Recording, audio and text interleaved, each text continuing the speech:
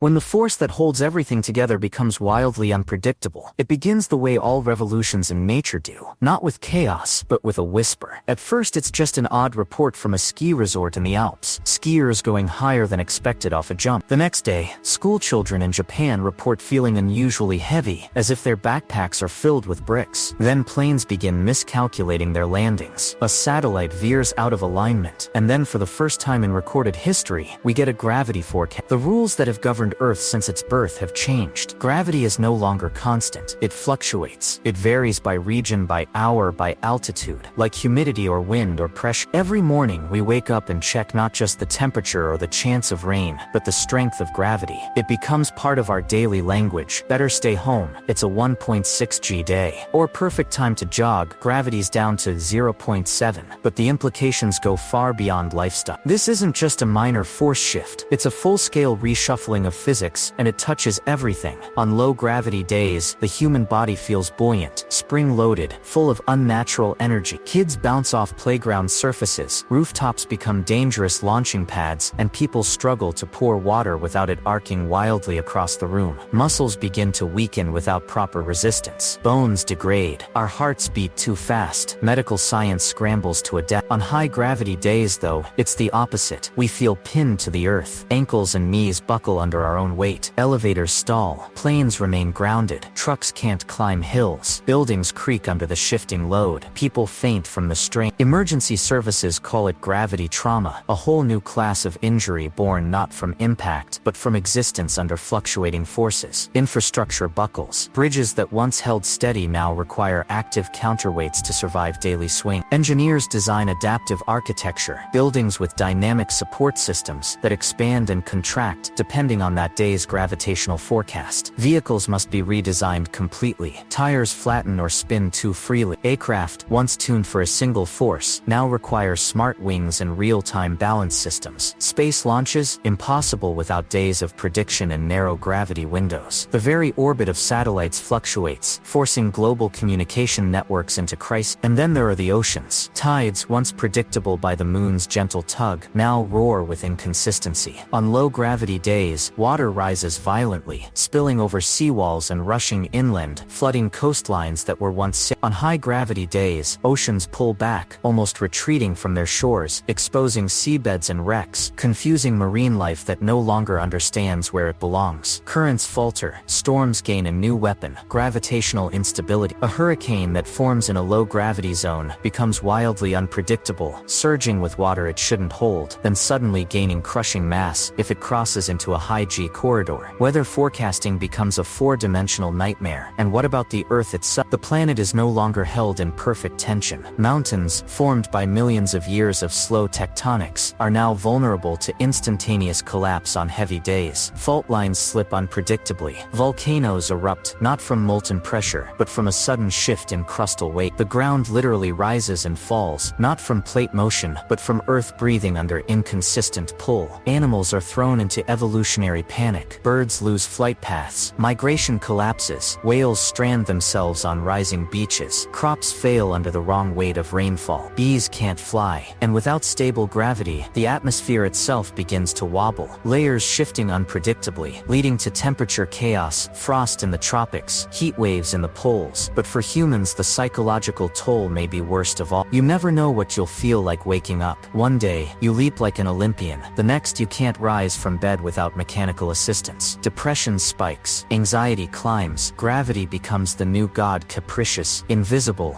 Entire philosophies emerge to cope with a world that no longer holds you the same way 2 days in a row. Religion adapts. Some see it as divine judgment, others as rebirth. Artists begin to sculpt only on specific gravity days. Musicians compose songs for high G or low G mood. Gravity becomes a metaphor for everything. Love, sorrow, loss, ambition. "I'm feeling heavy today" is no longer just an expression. So how could this happen? Some blame quantum instability, an unknown interaction with dark matter or energy that disrupted the fundamental constant of gravitational force. Others say it's artificial, the result of an experiment gone wrong. Or, still others whisper darker theories, that we've slipped into another universe entirely, one where gravity was never meant to be constant to begin with. And then comes the next terrifying realization: if gravity can change like the weather, could it ever turn off completely? complete. Just imagine a moment where Earth no longer holds you, where everything, oceans, buildings, people, rises, weightless and unstoppable, into the empty sky. So what if gravity changed every day like the weather? We wouldn't just be living in a new world. We'd be living on a planet where reality itself has become unstable, where certainty, mass, and motion are just another part of the forecast. And in that world there is only one constant left: adapt or float away.